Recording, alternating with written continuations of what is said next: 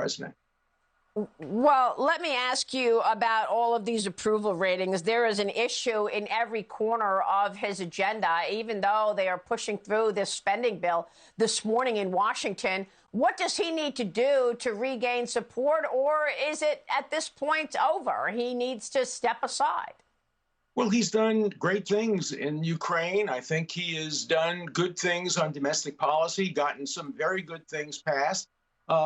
He is not an exciting, dynamic candidate who's going to get things done. He is the candidate who restores normality. And if Trump is going to run, I think that even a low-ranking candidate with essentially moderate views, he won't win, but Trump will lose. So nobody's going to win this next election if it's Trump versus Biden. It will be who has the most negatives and who loses the election. Nobody's going to win that election. Well, I want to ask you about that because you supported Trump and you were trashed for it in the public. You wrote a book about integrity. We'll slip in a short break and get back to that, talking about integrity and what is going on in the two systems of justice at today's Department of Justice. Stay with us. Alan Dershowitz continues next.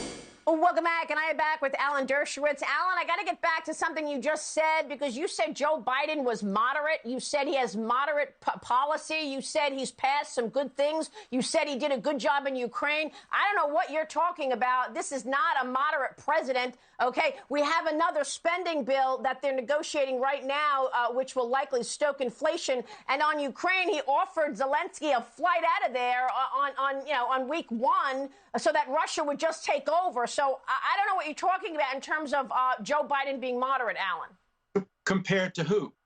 Compared to President Trump, who I did not vote for. I defended him against an unconstitutional impeachment, but I didn't vote for him. But compared to President Trump, the current President Biden is a moderate. So is his attorney general. No, he's not a moderate. He's not a moderate. It's just not true. And I know that's the BS line that Democrats have been trying to sell us since day one during the campaign. But his actions and his policies are indicative that he's not a moderate. But let's move on, because you wrote a book about integrity. And this morning, we're talking all about integrity and two systems of justice. Not only is he not a moderate, but his son has been selling influence, Hunter Biden, and the investigation is continuing there. What do you want to say, and why did you write this book? And what about this Hunter Biden investigation, Alan?